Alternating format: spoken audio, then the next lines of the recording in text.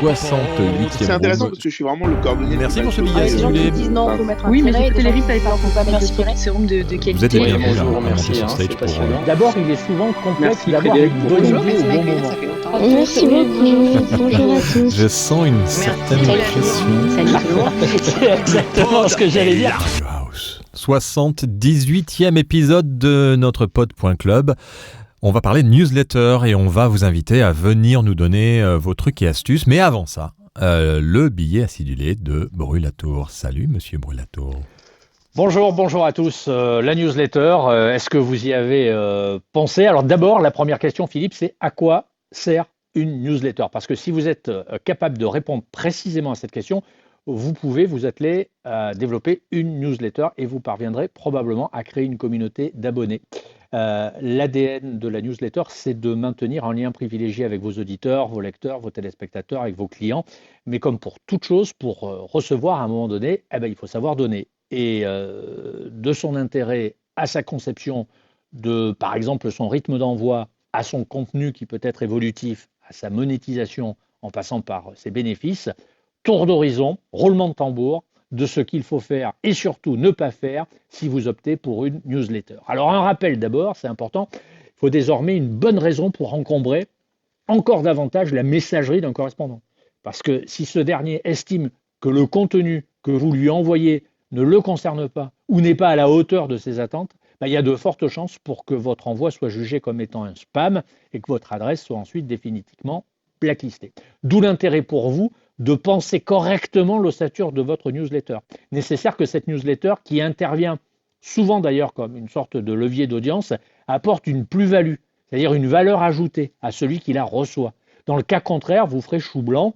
Au mieux, votre newsletter terminera dans la corbeille du destinataire. Au pire, vous risquez donc le désabonnement quand ce n'est pas tout simplement la désertion définitive d'un auditeur potentiel. Il faut faire gagner du temps. C'est le nouvel objectif dans nos sociétés modernes et donc, par voie de conséquence, le nouvel objectif de la newsletter. La meilleure plus-value du newsletter, c'est le gain de temps. Si vous devez vous rappeler d'une seule chose, c'est ça, le gain de temps. Le gain de temps qu'elle va provoquer chez le destinataire. Le changement de société qui s'est opéré depuis la dernière décennie le prouve. Les auditeurs, les clients, les lecteurs, les acheteurs, vous les appelez comme vous voulez, ont de moins en moins de temps à vous consacrer car ils ont de plus en plus de choses à faire. Ils sont de plus en plus sollicités. Et si vous parvenez à leur faire gagner du temps, ne serait-ce que quelques secondes, c'est que votre newsletter sert déjà à quelque chose. Vous ne tombez pas dans le piège. La plupart des newsletters que l'on reçoit n'ont aucun intérêt. C'est de rappeler l'existence d'une marque pour nous faire perdre donc du temps et encombrer des messageries. Voilà pour le postulat. Maintenant, allez-y en évitant ces 3 écueils et, si possible, en vous inspirant des 5 leviers que je vais vous mettre tout de suite sous le museau. Alors, 1, le démarrage. Et il faut choisir une bonne fois pour toutes votre fenêtre de tir. Autrement dit, vous réfléchissez à la chronicité de votre newsletter. Si vous avez convenu un envoi hebdomadaire, prenons par exemple le samedi matin à 9h, vous envoyez votre newsletter chaque samedi matin à 9h. Pas à 8h45 ou à 9h15, à 9h le samedi, chaque samedi. Vous tenez la cadence sur l'ensemble d'une saison, vous êtes ponctuel. Et être ponctuel, c'est déjà respecter votre abonné. Alors, pour quelle cadence opter? Je dirais que pour installer une habitude, plus cette cadence est rapprochée dans le temps, plus cette habitude s'installera durablement. C'est le principe du quotidien qui est disponible chaque matin chez votre marchand de journaux ou de la matinale entre 6h et 9h à la radio. Plus la cadence est rapprochée, plus cela exige un travail, car il ne s'agit pas forcément d'appuyer sur un bouton pour envoyer une newsletter. Le travail en amont qui s'effectue dans un back-office est souvent considérable et donc très chronophage. 2, la transmission. Pour envoyer, j'ai pris l'analogie autour du moteur et de la course automobile, je ne sais pas si vous vous en rendez compte. Enfin, non, mais on s'en est rendu compte, on n'est pas bête. Comme personne ne me le dit, je me permets de le mettre en avant. Pour envoyer donc une newsletter, il faut une infrastructure technique. À défaut de devoir envoyer, vous imaginez manuellement votre newsletter, un clic, un envoi, un clic, un envoi, un clic, un envoi, tout ça pendant 1 heure, 1 heure et demie, 2 heures. Donc il faut maîtriser cet aspect strictement technique de la newsletter. Par exemple, il y a une entreprise française bien connue qui permet l'envoi massif de newsletters, c'est Senditblue. La problématique à laquelle vous allez être rapidement confronté repose sur le nombre de newsletters envoyés. Je m'explique, petit cours de maths. Vous avez 1000 abonnés. Vous envoyez une newsletter tous les jours, du lundi au vendredi. Donc, vous envoyez en définitive 5000 newsletters par semaine. Donc 20 000 newsletters par mois, donc 240 000 newsletters par an. Alors, je ne compte pas ici les newsletters spécifiques, celles qui, notamment, peuvent promouvoir des opérations spéciales. Tout ça pour dire que la newsletter, c'est aussi et d'abord un budget au cas où cela vous aurait échappé. 3, le carburant. Alors, comme en cette période, ça se complique. Le contenu, c'est le cœur du réacteur de votre newsletter. C'est son ADN. C'est donc ici que se trouve 70% de votre newsletter. Alors, qu'est-ce qu'on peut y trouver ? Principalement, des infos, ou plutôt des infos intéressantes, qui donnent envie aux destinataires d'en savoir davantage. Comprenez que la newsletter, c'est une sorte d'arrière-boutique de votre magasin. C'est un lieu qui va bien au-delà de ce qui constitue la seule vitrine de votre site web. Et comme dans chaque arrière-boutique, l'internaute va y faire des découvertes toujours intéressantes, aura par exemple un accès à des produits qui ne sont pas dans la vitrine, de devanture, bénéficiera j'en sais rien, de promotion avant tout le monde, de bons conseils, d'actualités exclusives, bref, une sorte de showroom, on va dire. Un endroit spécifique qui est réservé aux seuls abonnés et donc votre newsletter remplit, une fois cette étape passée, son premier objectif. 4, la carrosserie. Alors ça, c'est les 30% restants. C'est le pays du bonus, de l'exclusivité. C'est tout ce qui affûte votre image, qui rassasie votre abonné. Alors pour illustrer mes propos, on peut y trouver des liens qui pointent vers des sites amis, des offres, des actus qui sont glanés sur le web, un chiffre, un fil RSS, une photo issue de vos enregistrements, vous voyez la photo d'une coulisse, une promo pour s'abonner, les liens vers vos réseaux sociaux, le dernier e-book que vous avez écrit, un son bonus. Il faut que cette carrosserie brille. D'où donc l'intérêt de respecter aussi des codes graphiques, la police, la couleur, toute la titraille, les entrées de lecture qui doivent être forcément très engageantes. Alors dans une boulangerie, je prends cette analogie-là, on ne met pas la recette à côté du gros gâteau qui est placé en vitrine. Ici, c'est la même chose. On présente bien pour provoquer une sorte d'envie, autrement dit, un clic sur un lien. Enfin, 5, le transport, c'est la façon d'accompagner le destinataire de votre newsletter sur le plus long trajet possible durant toute une saison et même au-delà si possible. Alors il n'y a pas de recette miracle, hein. L'essentiel c'est de créer un besoin et de le satisfaire grâce à un envoi qui est récurrent, régulier, hebdomadaire, mensuel ou mieux quotidien. Ce que l'internaute doit aussi voir en premier et le plus souvent possible sur tous les endroits possibles, c'est la façon de s'abonner, pas celle de se désabonner. Vous avez compris ? Dans ce cas précis, il faut même lui faciliter la tâche à chaque instant pour qu'il s'abonne. Et puis aussi, lui compliquer un peu quand même pour qu'il se désabonne. Bon, c'est de bonne guerre, hein, vous faites du business, vous en faites pas. Alors, ça permet surtout de réduire le taux de désabonnement et de constituer rapidement un fichier d'abonnés et donc de courriel qualitatif et donc ensuite de constituer sa communauté. Alors, j'ai pas eu le temps de mettre à jour le site lepod.fr parce que je sais plus comment on fait. Je vous ai mis sur brulatour.fr. Si Philippe peut mettre le lien, parce qu'on a la possibilité de mettre le lien maintenant sur Clubhouse, ouais, je vais faire le lien de l'article. Je vous ai mis 2 exemples de newsletters quotidiennes qu'on propulse. Alors, il y en a une que je fais à 100%. Pour ça, vous voyez, j'espère parler de ce que je connais. C'est celle de la lettre pro de la radio qui est envoyée tous les soirs vers 18h. Et j'ai mis juste en dessous la capture d'écran d'une autre newsletter, c'est celle du pod. Alors celle que je préfère, c'est celle de la lettre pro de la radio. Vous allez voir que vous allez retrouver 2-3 trucs, voire même un peu plus, que j'ai mis en avant durant ces quelques minutes. Le tweet du jour, ailleurs sur le net, le chiffre du jour, l'agenda, ouais, on fait une partie agenda, on fait une partie emploi. Et puis on capitalise sur les articles qu'on a fait dans la journée. Donc comme il y en a toujours un peu plus qu'une dizaine, on les met dans cette newsletter. Donc là, c'est un levier d'audience tous les soirs. Et c'est un gain de temps parce que tous les soirs, les gars reçoivent, je ne sais plus combien il y a de milliers de personnes qui reçoivent cette newsletter. Avant, on était 2, il y avait Philippe et moi comme abonnés. Je vous assure, ça pique. Hein, on ne sait pas trop où on va. Mais aujourd'hui, il y en a plusieurs milliers. Donc ça, tu vois, c'est vachement grisant quand même. Et donc, ça permet aussi, et j'en termine là, Philippe, c'est un gain de temps, la newsletter de la lettre pro de la radio. C'est-à-dire que les mecs, ils n'ont pas le temps de venir sur le site la lettre.pro ou très rapidement. Alors le soir, ils reçoivent leur newsletter et puis ils regardent ce qu'il y a dans la colonne de gauche systématiquement. Ah oui, d'accord, il y a ça comme article. Ah, celui-là, il me plaît, clac, ils y vont. Celui-là, il me plaît pas, je passe. Celui-là, j'y vais, etc., etc. Donc, c'est un gain de temps qu'on propose dans une newsletter. Voilà, Philippe, ce que je pouvais dire. Mais il y aurait encore beaucoup à dire. On peut faire un ouvrage sur la newsletter. Oui, d'ailleurs, tiens, si ça te dit, on peut faire un ouvrage sur la newsletter. Mais on a d'autres petits projets en cours. Et donc, on va inviter, bien entendu, tous ceux qui sont dans la room à venir participer sur la stage. Alors, il y a plein de choses à dire sur la newsletter. Il y a aussi toute la partie technique de la newsletter, c'est quel outil utiliser. Quand on a aujourd'hui un podcast et qu'on veut arriver à rassembler une communauté, et j'en parlais très récemment avec différents podcasteurs qui ont cette problématique de la newsletter et qui ne savent pas comment arriver à capter. Alors on peut utiliser des hébergeurs, on en a déjà parlé, qui intègrent des outils de newsletter comme Ocha par exemple, qui propose une newsletter intégrée, qui simplifie aussi la gestion de votre newsletter parce que les gens s'abonnent avec la page de Ocha, mais c'est aussi rassembler ces données chez un hébergeur qui n'est pas vous, et donc de pouvoir, je pense qu'ils ne les utilisent pas pour leur propre promotion, mais on ne sait pas.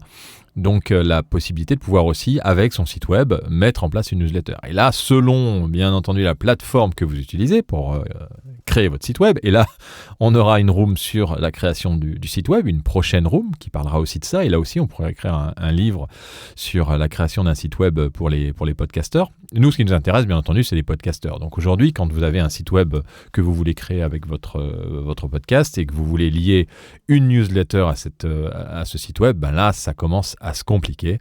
Alors nous, il se trouve qu'on utilise une plateforme pour les sites web qui n'est pas une plateforme qui est forcément géniale pour le design du site. C'est-à-dire que quand vous allez sur lepod.fr ou lalettre.pro, c'est des designs qui sont assez classiques, de magazines en ligne, il faut que ça soit efficace, que ça soit bien référencé. Donc on utilise un outil qui s'appelle WMaker. Ils sont ouverts aussi à tout ce qui est appli mobile qui s'appelle Good Barber. C'est une boîte corse, ce sont des Français qui font ça. Moi je travaille avec eux depuis 2003, donc en 2003 on avait le même back-office qu'aujourd'hui. Donc pour vous dire qu'ils ont évolué avec le web. Et on a, nous, en 3 clics, on génère notre newsletter, ça nous fait gagner un temps fou, et en plus on peut la designer un peu comme Frédéric vous l'a dit. Donc je ne suis pas là pour vendre l'outil, je vous dis simplement que quand vous avez votre site web, ça dépend de la plateforme avec laquelle vous êtes. Il y a des plateformes qui intègrent des newsletters, comme fait WMaker, c'est un des seuls d'ailleurs à intégrer une newsletter toute faite, et qui intègre en plus un nombre d'envois par mois, puisqu'on parlait de la quantité, c'est-à-dire que nous on a 100 000 envois par mois et on les utilise intégralement. Ça va très vite d'envoyer, on a très très vite 5-6 000 abonnés à une newsletter si ce qu'on dit est un peu intéressant. Et donc quand vous envoyez en quotidien, ça va très vite. Et ensuite vous avez la possibilité, bien sûr, si vous avez un WordPress ou un Drupal ou un Joomla ou un Wix, pour ceux à qui ça parle, ce sont des outils qui créent des sites web. Ben là il va falloir s'appuyer sur d'autres plateformes, c'est-à-dire qu'il faut ouvrir un compte chez un Sendinblue, chez un Mailchimp, et il faut intégrer le plugin sur son WordPress ou sur son Wix, et il faut avoir la capacité après à connaître le Sendinblue ou le Mailchimp en question, même si c'est vrai que ce sont des manières de créer des newsletters assez simples, parce que c'est souvent du glisser-déposer, vous créez vos trucs, et par contre il faut tout créer de A à Z, et donc quand vous avez un contenu que vous avez sur votre site web, il va falloir le lier, il va falloir remettre votre texte, il va falloir mettre les photos, donc il y a quand même un travail en amont qui est important quand vous utilisez des outils comme Sendinblue ou comme Mailchimp. Après, et c'est aussi la raison pour laquelle on n'utilise pas ces outils pour nos newsletters, c'est parce que justement, avec WMaker, on a cette capacité à pouvoir générer une newsletter en 3 clics, et ça récupère les articles de notre site de manière automatique. C'est-à-dire qu'on sélectionne les articles qu'on veut mettre et immédiatement, ça met en page la newsletter pour être envoyée. Donc, quand on envoie une newsletter, et on le fait tous les jours avec Frédéric, c'est Frédéric à 99% du temps qu'il a fait, mais des fois quand il est au bureau ici, on l'a fait ensemble. En 3 clics, on a fait notre newsletter. Donc, c'est aussi un gain de temps, mais et c'est important dans la décision de faire une newsletter. Il faut savoir que ça prend du temps si vous passez par un outil qui n'est pas totalement intégré, comme ça peut être chez Ocha par exemple, où là vous vous souciez pas du design, ou vous vous souciez pas de la manière dont ça fonctionne derrière. C'est disponible, c'est fait, les gens s'abonnent, vous avez les mails qui sont indiqués, et puis voilà, et après vous pouvez récupérer ces mails pour faire votre prospection. Vous avez un outil clé en main. Quand on a un site web sur WordPress, c'est une autre chose, et c'est un travail qui est quand même assez fastidieux si vous faites des newsletters régulières. Et ça demande bien entendu une compétence un peu graphique aussi, parce qu'il faut que ça soit un peu joli, comme disait Brulatour. Si vous utilisez des outils dans la room dont dont je parle et que vous avez une expérience, une expertise sur la newsletter, que vous avez d'autres outils que vous pouvez proposer, alors il y a aussi la possibilité de faire du newsletter avec des outils que je suis en train de tester d'ailleurs parce que je voulais faire ça depuis un certain temps et je vous avoue que j'avais pas pris le temps de regarder. C'est avec Google, qui est notre ami ou pas notre ami selon celui qui a envie de l'utiliser ou pas. Moi, c'est vrai que je trouve que c'est un outil qui est assez intéressant parce qu'il permet de travailler en partage très facilement et que tout le monde a plus ou moins un Gmail quand même. Donc il y a une solution pour faire des newsletters et même de pouvoir éventuellement les designer. C'est des petits plugins qui vont se connecter en fait à votre drive de Gmail et qui vont vous permettre de pouvoir en plus qualifier vos emailing, c'est-à-dire une fois que vous avez un fichier Excel avec tous les noms, prénoms, sociétés ou même un message à envoyer ou une pièce jointe, vous avez des colonnes où vous mettez les différentes choses que vous voulez envoyer aux gens et en fait ça automatise l'envoi de ces newsletters. Comment? Simplement en faisant en fait dans Gmail un brouillon, dans votre compte Gmail un brouillon, et ce brouillon là va être utilisé par le plugin pour envoyer des newsletters qui sont en plus personnalisés et personnalisables. C'est-à-dire que vous allez pouvoir dire bonjour Frédéric, je voulais te dire que voilà ma newsletter avec toutes les informations que je voulais te donner. Et il y a des plugins qui permettent de aussi designer ce genre de newsletter. On peut aussi dans un mail Gmail rajouter des photos, des images, des choses. Donc il y a aussi cette possibilité-là pour faire vos newsletters.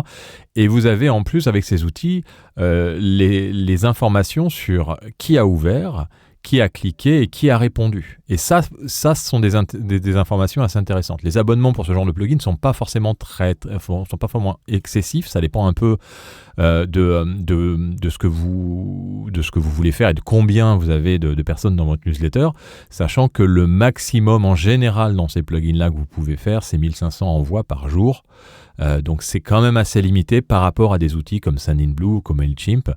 Il faut savoir qu'après que si vous partez sur des outils comme Sendinblue ou Mailchimp, vous allez avoir un abonnement bien entendu qui va vous être imposé et en général on vous demande quand vous envoyez au-delà de 1000 emails de manière régulière, on vous demande de souscrire à une adresse qu'on appelle une adresse IP fixe.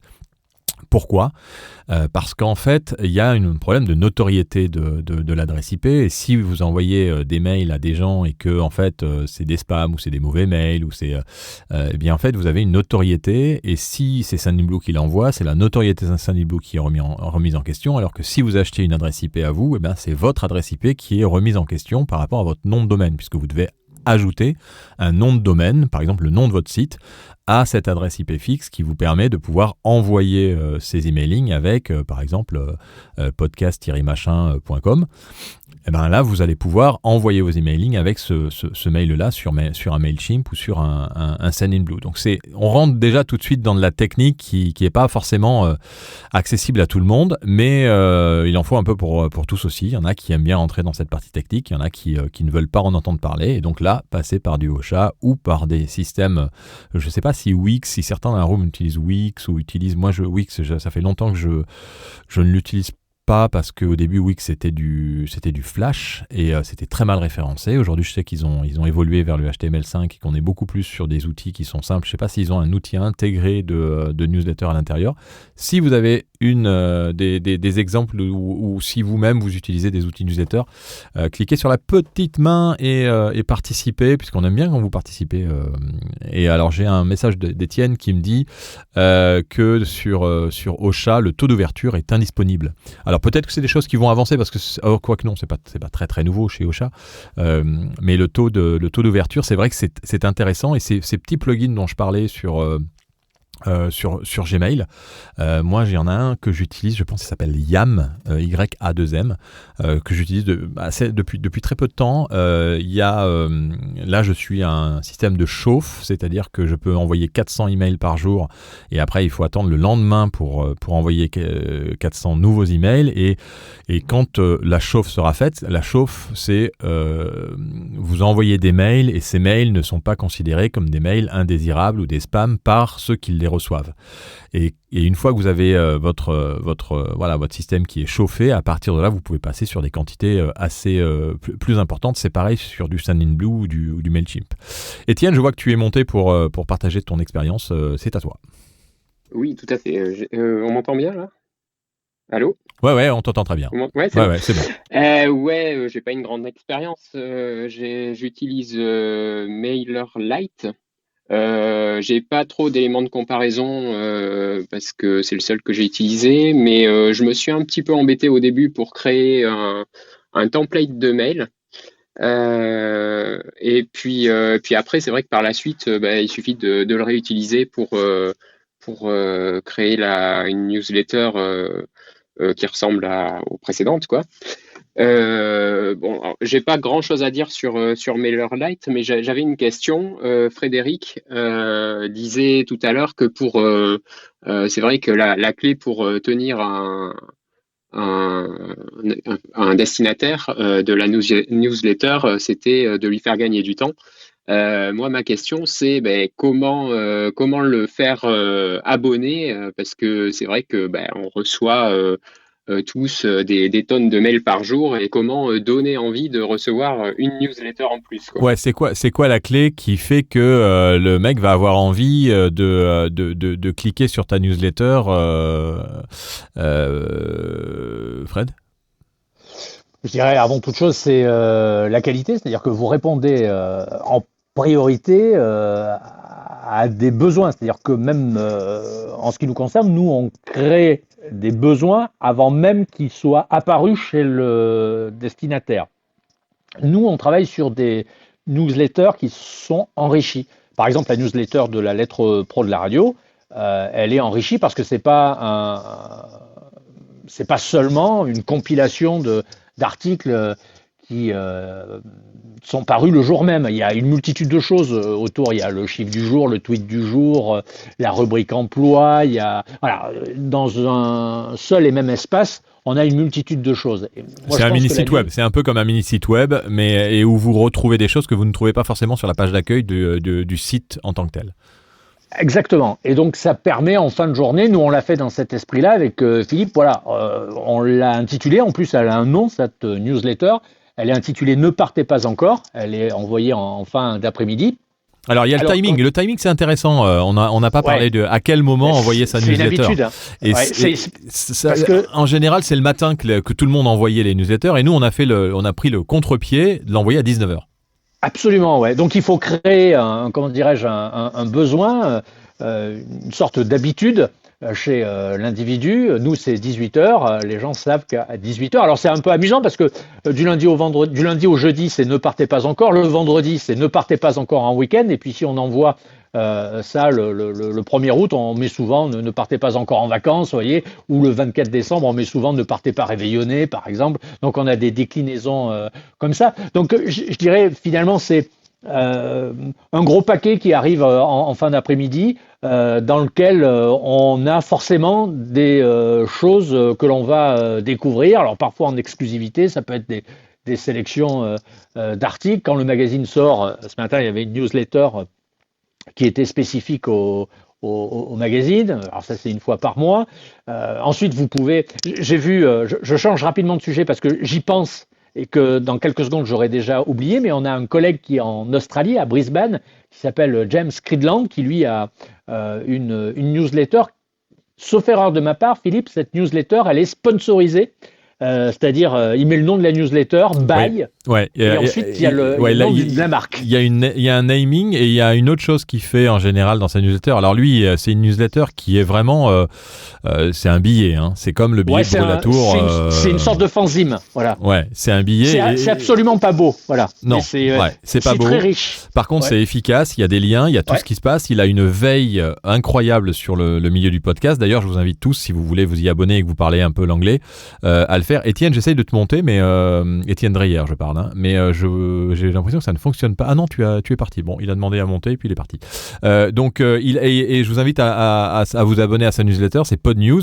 Il est très connu, James Cridland. C'est un ancien professionnel de la radio qui très vite est parti dans l'univers du podcast et qui met à disposition beaucoup d'outils, hein, d'ailleurs sur PodNews, qui est un geek en plus, c'est un vrai technicien et il s'en fout un peu du design. Et c'est peut-être ce qu'on peut lui reprocher. Il a une autre chose qui est intéressante dans ses newsletters, c'est qu'il dit des choses tellement intéressantes dans sa newsletter qu'il demande à ses lecteurs s'ils peuvent. Vous savez, il y a un truc qui s'appelle Buy Me a Coffee. C'est un site sur lequel on va donner 5 € ou 10 € pour boire un café avec quelqu'un. Alors c'est de la donation, hein, et il remercie à la fin de sa newsletter tous les gens qui lui ont offert un café. Vous pouvez aller voir, je crois que ça s'appelle Buy Me a Coffee ou si je ne me trompe pas, je vais vérifier tout de suite. Ouais, oui, alors juste pendant que tu vérifies, c'est vrai que la newsletter de James, elle n'est pas non plus super catchy, tu vois, super sexy. Mais je pense que stratégiquement, c'était pas non plus une obligation pour lui. Si vous voulez, la newsletter, elle peut être pétante, colorée, catchy. Enfin, si vous vendez des slips ou des chaussettes, quoi. Voyez, mais si il faut qu'elle soit aussi en rapport. Lui, il est plutôt sur un terrain technique, sur l'audio digital essentiellement. Donc, est-ce que ça doit être catchy ou pas? Et puis, c'est sa signature. Je pense très sincèrement, Philippe, que l'ossature, le squelette de la newsletter de James, le connaissant un peu, l'ayant un peu pratiqué, ça lui ressemble quand même pas mal. Voilà, il est dans le geek, tu l'as dit. Et le qualificatif, je pense, lui colle un peu au basque. Et on retrouve ce trait de personnalité dans sa newsletter qui est purement sur le plan graphique affreuse, mais dans laquelle on apprend une multitude de choses. Moi, on la reçoit vers midi. Tous les jours, sauf erreur de ma part, Philippe, tu corriges. Ouais, c'est vers midi. Et moi, à chaque fois que je la reçois, généralement, je les mets toutes à la poubelle et avant de les ouvrir, avant même de les ouvrir. Celle-ci, je l'ouvre, je regarde un peu en diagonale très rapidement et je gagne du temps. Voilà, c'est une newsletter qui me fait gagner du temps. Alors, plus on descend dans la newsletter, moins c'est intéressant parce qu'il nous a fadé d'un gros paquet de sponsors avec des logos en veux-tu, en voilà vers la fin de la newsletter. Donc là aussi, ce serait intéressant de savoir, il y a des logiciels qui existent, ce serait intéressant de savoir quelles sont les parties de la newsletter de James qui sont les plus consultées, comme d'ailleurs les parties de la newsletter de la lettre pro. Ça aussi, c'est intéressant parce que vous avez des entrées de lecture. Le cerveau, il va vers des parties de texte et des parties de newsletter prioritairement. Même si vous ne le voulez pas vous-même, le cerveau a tendance à aller vers certaines parties. Moi, je le vois sur le site lalettre.pro. On avait utilisé un logiciel. Bon, c'est vrai que tout ce qui est sur la homepage, tout à fait en haut, ça match vraiment. Et puis, il y a des parties en fond de site qui matchent plus que les autres, comme l'emploi, etc. Donc, ce qui match, il faut le retrouver forcément dans cette newsletter. Et puis, il y a autant de newsletters qu'il y a de gars qui fabriquent des newsletters, mais la finalité de tout ça, c'est de gagner du temps et de faire en sorte que vous la recevez, vous dites ah ouais, donc si je la reçois, il est midi, quoi. Déjà, c'est un peu comme l'horoscope à la radio, tu vois. T'as pas besoin de regarder ta montre pour savoir quelle heure il est. Tu sais qu'il est 8h25 parce que tu entends l'horoscope. Machinalement, tu te dis t'es en voiture, tu passes devant la boulangerie, tu sais qu'il est 8h25 parce qu'il y a une répétitivité. La newsletter, c'est pareil. Et quand elle match, c'est qu'il y a une répétitivité qui s'installe dans le temps aussi et qu'elle permet de faire gagner du temps. Moi, il n'y a jamais on envoie donc 100 000, donc ça fait plus d'1 million par an. Donc sur les 1 million par an, je veux dire, très honnêtement, il n'y a pas 2% de newsletter qui est lu du début jusqu'à la fin. D'ailleurs, ça ne sert pas à ça, quoi.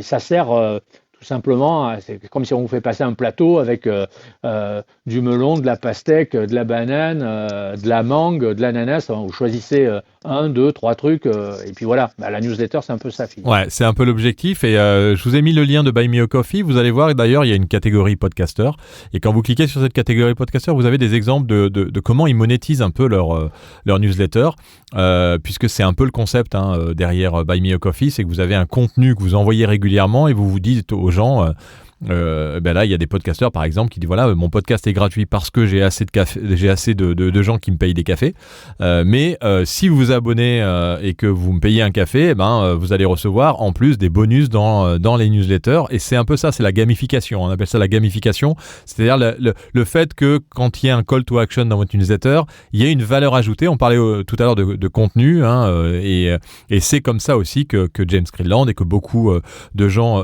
fabriquent leur newsletter. newsletter, c'est-à-dire qu'on l'envoie gratuitement, soit on met tout gratuitement dans la newsletter et à ce moment-là, eh ben, on la lit jusqu'au bout. Et j'avoue que moi, les newsletters de James Cridland, et il y a une autre personne qui s'appelle Matt Degan. C'est pas voilà. Matt Damon. Matt Degan. Degan, ouais. D-E-G-2-A-N, qui lui est plus dans la radio que dans le podcast, mais qui est aussi... ils ont des newsletters qu'on lit intégralement et c'est vrai que ça donne envie de les soutenir ou quand on a une marque, de pouvoir montrer sa marque sur ces newsletters. Donc c'est vraiment le contenu et la régularité, en effet, qui sont très importants dans les newsletters et un peu le design, même si on voit que dans ces univers-là, le design, c'est pas forcément que ça qui fait la différence. Oui. C'est aussi le call to action, c'est-à-dire qu'est-ce que vous allez faire comme bouton qui va donner envie à celui qui la lit de tout de suite aller soit souscrire, soit aller plus loin, soit accéder à un bonus, etc. Ouais, alors Matt, par exemple, il utilise un outil qui s'appelle Substack.com. Et alors donc c'est relativement pauvre hein, comme design. Mais bon, c'est intéressant parce que déjà ça prouve bien toute la nécessité, l'absolue priorité qu'il faut donner au contenu. Je veux dire, et finalement, si votre contenu est bon, si vous n'êtes pas ennuyeux, si c'est quali ce que vous produisez, finalement, peu importe l'outil, l'infrastructure, l'architecture, l'ossature qui va transporter ce que vous dites. Vous voyez, il y a deux exemples ici, celui de James Cridland et la newsletter, je crois que ça s'appelle Matt on Audio, il me semble, de mémoire. Ça doit s'appeler Matt on Audio, ouais, c'est ça. Bon, voilà, c'est pas des architectures super sexy, mais la finalité, elle est là, quoi. C'est qu'on apprend des choses et on gagne du temps. On peut partager la newsletter, on peut la commenter, on peut l'aimer, et l'outil s'appelle Substack.com. Voilà, en plus c'est des gros pâtés de texte. Enfin bon, mais voilà, priorité au contenu. Et si vous, par exemple, si il s'agit par exemple de mettre dans votre newsletter les 2 derniers podcasts que vous avez produits, à mon avis, ça n'a que peu d'intérêt. Hormis celui de rappeler que effectivement vous avez 3 nouveaux numéros qui sont par exemple en ligne sur les plateformes. Hormis celui-ci, on est d'accord. Et je crois qu'il faut aller plus loin dans la démarche. Si vous avez tout intérêt, par exemple, à y insérer des liens qui pointent vers des bonus, par exemple, ou à y insérer des photos de coulisses, par exemple, ou comme le disait Philippe, là, cet aspect qui est lié à la monétisation spontanée. Voilà. Et puis surtout, je me répète, mais installer une habitude. Nous, c'est tous les soirs à 18h, celle du pod, ça doit être vers 17h, me semble-t-il. Voilà, comme je le dis, si c'est à 17h, c'est pas à 16h45, c'est pas à 17h15. Il faut essayer de respecter la chronicité, tant et si bien qu'à force, nous, on a des retours. Philippe, tu m'en as pas parlé depuis longtemps, mais j'imagine qu'on a toujours ces retours d'abonnés de newsletter qui nous envoient un mail pour nous dire on a eu des trucs hallucinants. Par exemple, on avait un mec qui prenait un train de banlieue. Non, mais je vous assure que c'est vrai. Et il prenait un train de banlieue, on va dire, entre 18h30 et 19h15 pour rentrer chez lui. Ça se passe à Paris.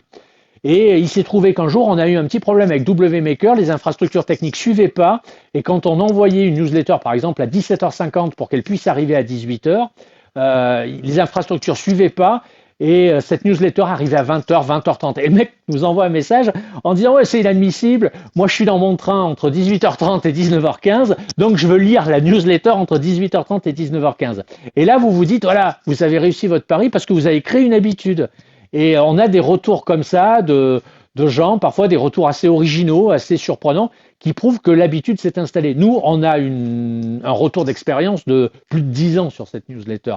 Donc forcément, ça crée des liens avec des abonnés. Quand ils l'ont pas, ils sont assez chafouins. Quand on fait une erreur, quand on double-clique sur le bouton envoi, par exemple, quand il y a des erreurs techniques de ce style-là, ils vont en recevoir 3 ou 4 à la place d'une. Ah bon, il y a quand même aussi quelques remontées. Je ne sais pas quel est le taux de désabonnement, mais il doit être approximativement le même pour nous qu'il l'est pour Leroy Merlin, Castorama, Cultura. Grosso modo, ça se tient. Hein. C'est un peu comme les prospectus que vous balancez en boîte aux lettres. Vous avez toujours entre 8 et 10% de retour. Faut pas non plus espérer un taux de retour à 100%, mais le taux de retour est satisfaisant. Et en plus de ça, vous occupez le terrain tous les jours, quotidiennement, Alors, tous les jours. On parle là de newsletters récurrentes d'actualité, mais c'est pas forcément simple quand on a un podcast, parce qu'on fait pas de l'actualité tous les jours. Donc c'est souvent des newsletters qui sont envoyés liés à vos podcasts. Et ça, c'est quand même intéressant aussi de parler de cette partie-là.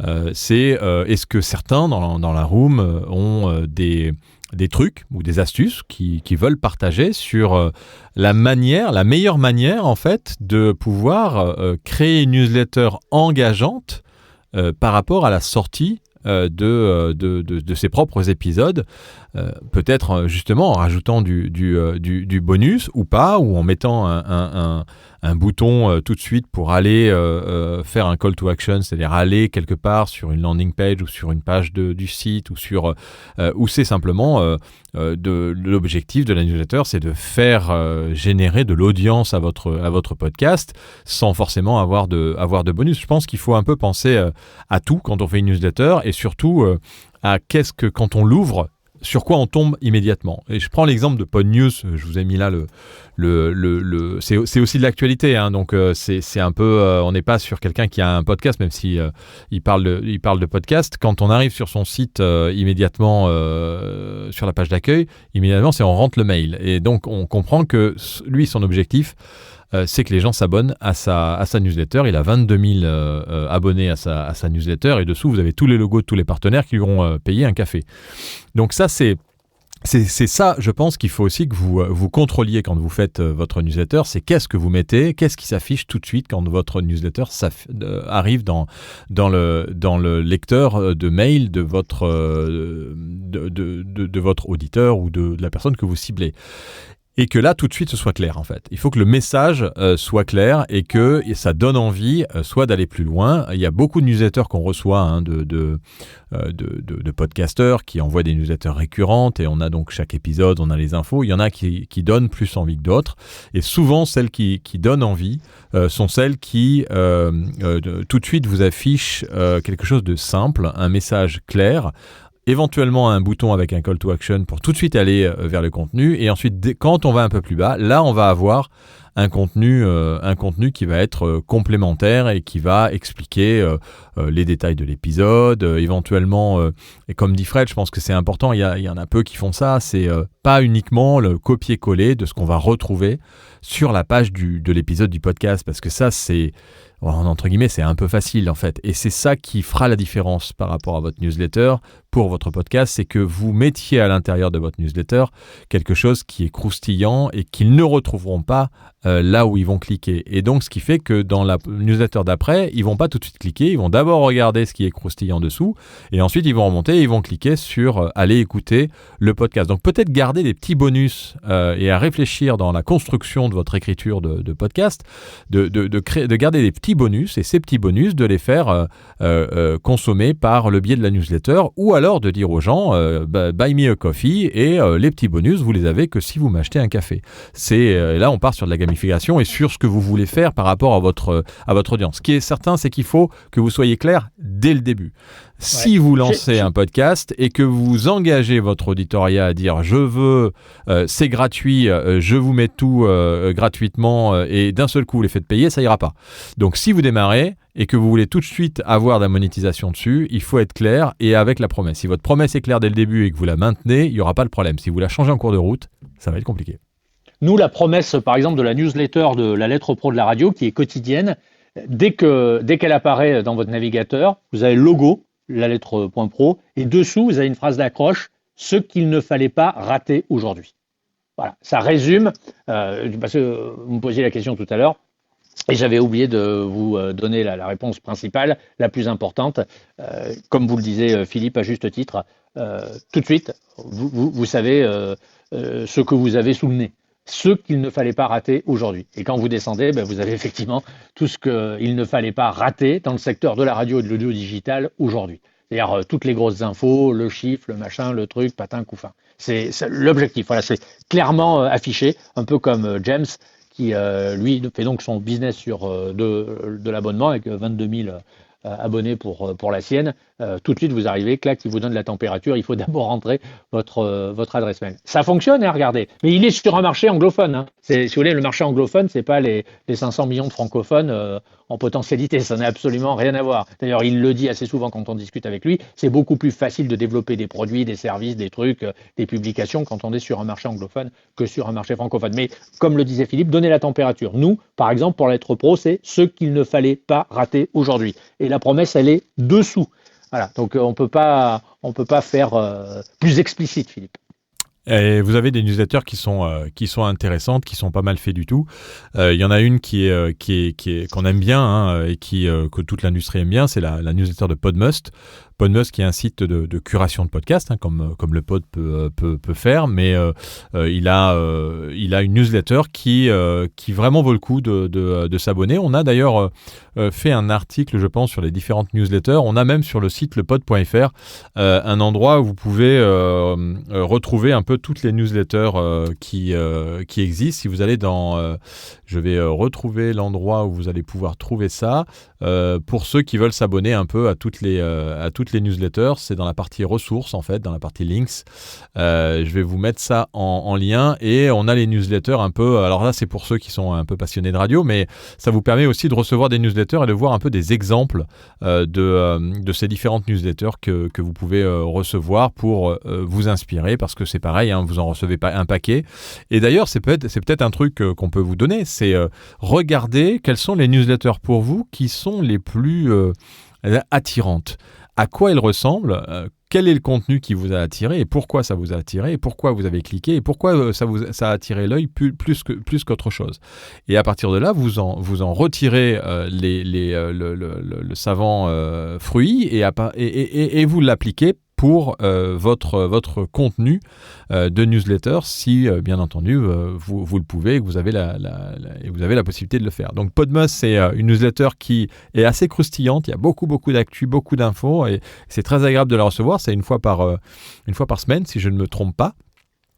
Pour tout vous dire. Et ensuite on a alors je vous mets le lien aussi, lepod.fr, pour voir les différentes newsletters qui existent. D'ailleurs on ne parle pas que des newsletters, c'est lepod.fr/links, et là quand vous cliquez sur ce lien, vous allez arriver sur des rubriques, en fait, avec les hébergeurs de podcasts, les locations de studios qui existent, et dessous les newsletters avec voilà, Bloom qui fait une newsletter assez sympa aussi, les Esperluette, l'info balado, la frappe, la voix du podcast, qui d'ailleurs a changé par l'info balado, et bien sûr la newsletter du pod et Podcastus, qui je ne sais pas si ça existe encore, qui est sur Substack d'ailleurs.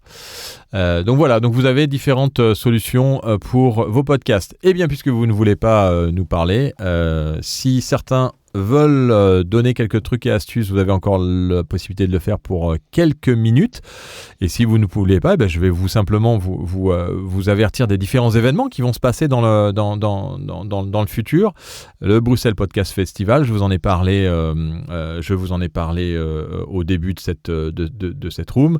Le site du Bruxelles Podcast Festival, je pense que c'est exactement le nom, Bruxelles Podcast Festival. .com, si je ne me trompe. Je suis en train de vérifier en même temps que vous. Voilà, donc c'est Bruxelles Podcast sans S, Bruxelles avec un S, podcast sans S, festival tout accroché.be. Le pod est partenaire de cet événement. Ensuite, vous avez Pod Rennes. Vous trouverez assez facilement le site de Pod Rennes. Et puis, bien entendu, on organise notre propre événement qui va avoir lieu, et je vous invite à noter les dates. Le 2 et le 3 juin à la scène musicale, le Paris Radio Show fera la place, bien entendu, au podcast de manière assez importante cette année, comme il l'a peut-être jamais fait, puisque c'est un nouveau lieu, c'est un salon qui accueillera des événements, du networking, et aussi, bien entendu, des conférences, accès gratuit pour tous les visiteurs. Et des partenaires, bien sûr, des exposants qui vous montreront du matériel, des solutions, des services. On réunit un peu toute la profession sur ces 2 jours, les 2 et le 3 juin, qui seront bien entendu fort agréables, et on vous rencontrera là-bas avec plaisir. Donc notez bien tous ces événements. Je ne sais pas si j'en ai oublié des événements, Monsieur Brûlatour, dans l'agenda podcast des différentes... Alors, dans l'agenda podcast, il y a quelque chose outre-Manche qui se oui, exact. déroule à Londres. Oui, il y a le podcast show. Le podcast show qui... Exactement, là, c'est le podcast show. Le podcast show qui est aussi intéressant pour ceux qui ont la capacité d'aller à Londres. C'est le premier gros salon européen du podcast. Et je pense que je suis en train de regarder le site web, mais j'ai l'impression que c'est... Ah voilà. Et puis Le site web, c'est thepodcastshowlondon.com. Ils auraient dû faire plus court encore. Donc c'est tout écrit. Si vous faites podcast show sur Internet, vous trouverez sur le site, c'est The à la française, hein, THE, podcast avec un S. Non, podcast sans S, pardon, show, voilà, et London, tout accroché.com. Le 25 et le 26 mai, bon là c'est du gros salon, c'est payant l'entrée, c'est du lourd, il y a les gros partenaires qui y viennent.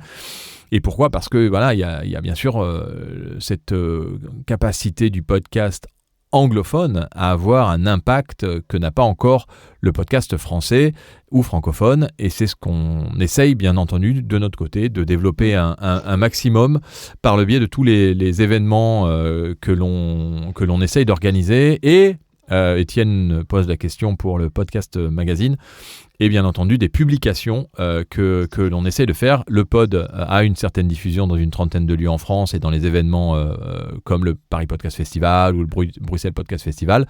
Le podcast magazine lui sortira en kiosque et le lancement est prévu pour juin, et on vous invitera tous au lancement du podcast magazine sur le Paris Radio Show dans une conférence qu'on dédiera au podcast magazine pour vous présenter ce magazine, et bien entendu en espérant que vous vouliez en faire partie. Donc ça, il faut nous contacter rapidement, parce que là on est en train de rédiger tous les articles et de faire la maquette, et si vous voulez, si vous avez des idées à nous soumettre ou à nous glisser, c'est maintenant. Après ce sera trop tard. Enfin, en même temps il y en aura un tous les 3 mois, donc vous pourrez aussi monter dans le bateau plus tard, et bien entendu on espère que vous en procurerez un dans les kiosques, parce que on va certainement lancer, et ça vous en entendrez parler dans les semaines qui viennent, on va certainement lancer des préventes avant juin, pour que ceux qui ont envie d'avoir ce premier magazine du podcast dans les mains, avec quelques bien sûr bonus, puisque c'est un peu le concept de la gamification dont on parlait tout à l'heure.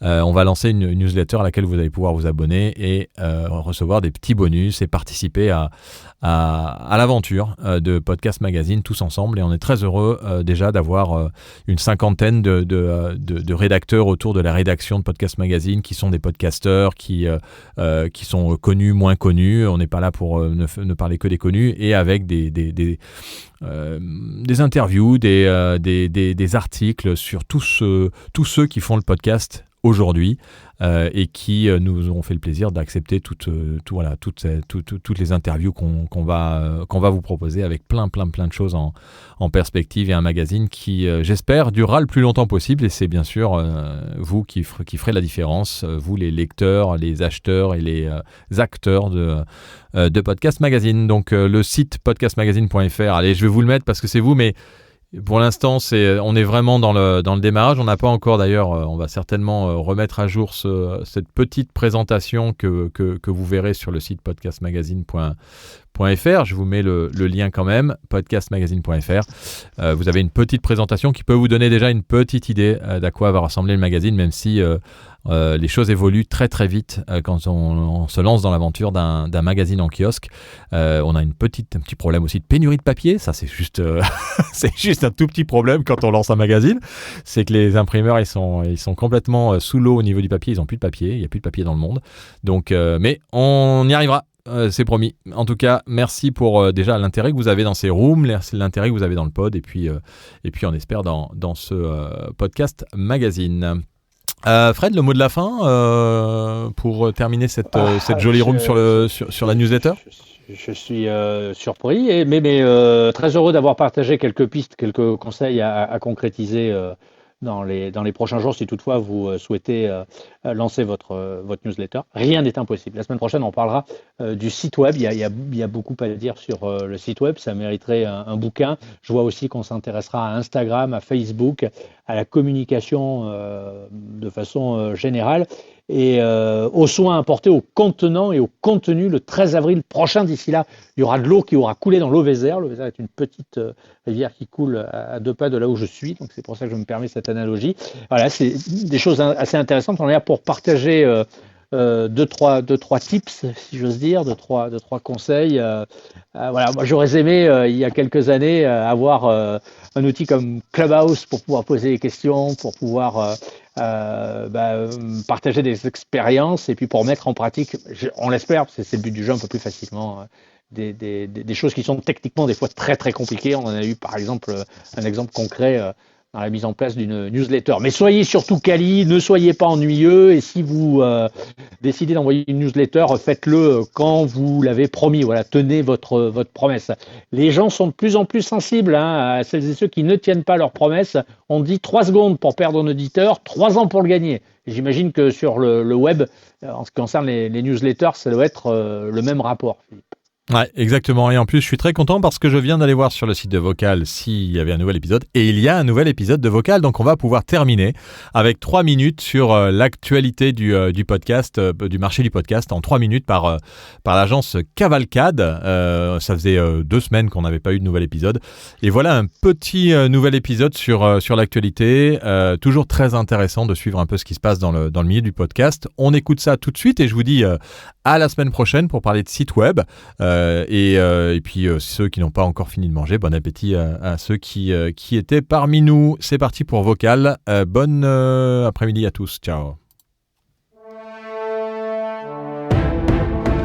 Vocal. 3 minutes pour tout savoir sur l'actualité du marché du podcast. Nouvelles pratiques culturelles, nouvel outil d'influence, les dernières infos du secteur et un zoom sur un podcast de marque. Vocal, c'est parti. Quand Internet se transforme en un univers totalement audio. C'est la prédiction du premier éditeur de podcast au monde, iHeartMedia. Par la plume de son président dans un article du magazine Forbes, la compagnie audio américaine imagine un futur où l'intégralité des contenus d'Internet seront convertis en audio et distribués à la demande. Des vidéos YouTube où le son est déconnecté du visuel pour être distribué en podcast par exemple, ou des pages entières retranscrites en audio. Une projection cohérente avec le boom des voix de synthèse qui permettent de transformer automatiquement des contenus écrits en audio, une technologie déjà utilisée par de nombreux médias pour diffuser leurs meilleurs articles. Dernièrement, en France, c'est une institution de la République qui a choisi ce support pour communiquer. Les sénateurs agissent. Sortir de la dépendance au gaz russe. 3 formats de podcasts produits par le Sénat qui a fait appel à ETX Studio pour sa technologie de transcription audio. Les auditeurs de podcasts sont parmi les plus réceptifs à la communication de marque. C'est le résultat d'une étude présentée par Westwood One Audio Active Group. Les spécialistes ont mesuré le niveau d'attention d'une cible en fonction du média utilisé pour transmettre le message. Il apparaît que les canaux audio, radio ou podcast sont parmi les plus efficaces. L'étude pointe par ailleurs une surestimation par les agences et les marques du niveau d'attention des consommateurs sur les réseaux sociaux. La pertinence de l'audio est expliquée par le fait que l'auditeur est exposé au message sans effort particulier, à la différence de l'image qui nécessite de focaliser son attention. L'opportunité pour les annonceurs et les marques est alors de convertir une écoute dite passive en écoute active en utilisant un levier, la créativité. En bref, Twitter pourrait développer un onglet podcast sur son application, un espace dédié pour héberger des podcasts. C'est une hypothèse émise par des ingénieurs qui ont fouillé le code de l'application et découvert cette fonctionnalité cachée. Rien d'officiel pour l'instant. Un porte-parole de Twitter affirme n'avoir aucun détail à partager pour le moment. Et puis aux États-Unis, une icône du cinéma pourrait faire son entrée dans l'univers du podcast.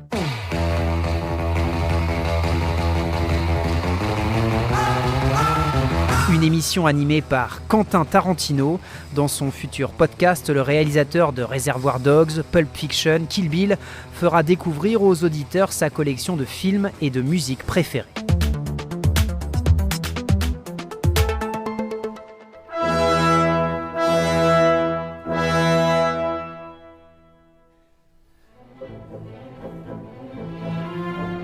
Le métier de chef d'orchestre n'est pas paritaire. Les femmes sont une ultra minorité.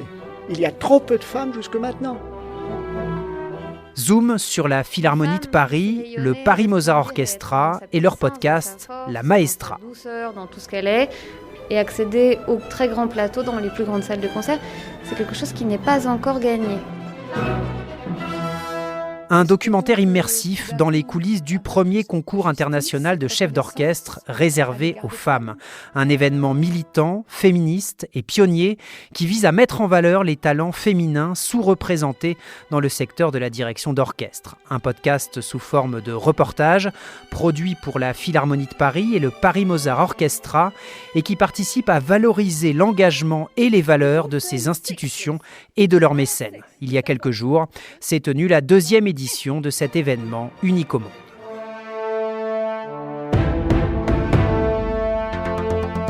C'était Vocal, l'actualité du marché du podcast en 3 minutes. Abonnez-vous pour continuer à suivre les dernières informations du secteur. Vocal vous est proposé par le studio Les Cavalcades.